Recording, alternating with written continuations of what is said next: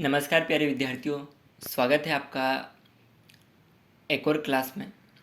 आज की क्लास में हम विधायिका का विकास इसके बारे में डिटेल से में पढ़ेंगे, एमसीक्यू ऑब्जेक्टिव टाइप में। ठीक है, ठीक कैसे क्वेश्चन यहाँ से आपको आ सकते हैं।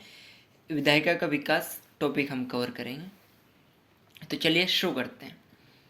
1956 निर्माण एमपी का, इस लाइन का क्या मतलब हुआ कि जो मध्य प्रदेश एमपी का निर्माण हुआ वो कब हुआ? 1956 1956 में एमपी का निर्माण हुआ। विधान परिषद क्या होता है? Upper house of state indirect election में चुने जाते हैं।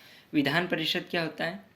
जो विधान परिषद होता है ये upper house of state, state का अपर हाउस होता है और इनडायरेक्ट इलेक्शन में चुने जाते हैं। इलेक्शन दो तरह से होते हैं, एक डायरेक्ट एक इनडायरेक्ट।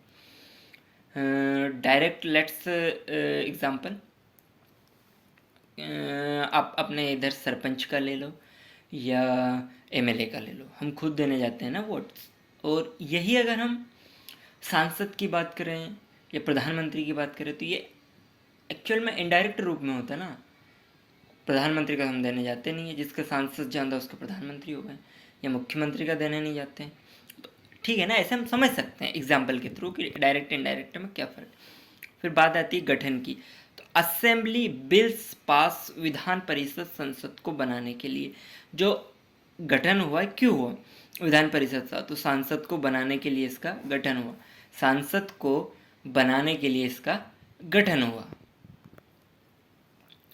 राज्यपाल को भी अधिकार है कि वहाँ 1:6 सदस्य मनोनीत कर सकता है। राज्यपाल को क्या अधिकार है? राइट्स ऑफ 1:6, 1:6 के रेशियो में सदस्य मनोनीत कर सकता है। और विधान परिषद, इसका मैं आपको एक शॉर्ट ट्रिक बता रहा हूँ जिससे आपको विधान परिषद कहाँ कहाँ है वो याद हो जाएगी। तू भी मजे कर कितने खुश हो गए यहाँ पे ना, तू भी मजे कर। अब देखो, टी से तेलंगाना, ई से यूपी उत्तर प्रदेश, और BHI से पूरे से अपना बिहार बन जाएगा। ठीक है, M से महाराष्ट्र, H से जम्मू कश्मीर, A से आंध्र प्रदेश और KR से कर्नाटक। एक चीज़ याद रखना, जम्मू कश्मीर हट गया है अब 300। ठीक है, जम्मू कश्मीर धारा हटने के साथ साथ में हट गया है। Got it? तू भी मजे कर। अगर ये कन्फ्यूज हो जाओ HI से तो इसको आप शॉर्टकट में ऐसे भी लिख लो, तू भी मजे, तू भी माँ कर, ऐसा कर लो इसको। क्योंकि जैसे जम्मू कश्मीर हट गया, तेलंगाना, उत्तर प्रदेश, बिहार, महाराष्ट्र एंड आंध्र प्रदेश और कर्नाटक। Got it? ये शॉर्टकट ट्रिक है but it is the best. अब Vidhan Sabha, lower house of state 178, maximum 500, minimum 60। कितने टोटल आर्टिकल है इसमें? 170 विधानसभा में, मैक्सिमम 500 हो सकते हैं, मिनिमम 60 हो सकते हैं। नंबर की अब हम बात करें तो 230 + 1 833 हटा दिए गए, मतलब 231 थे।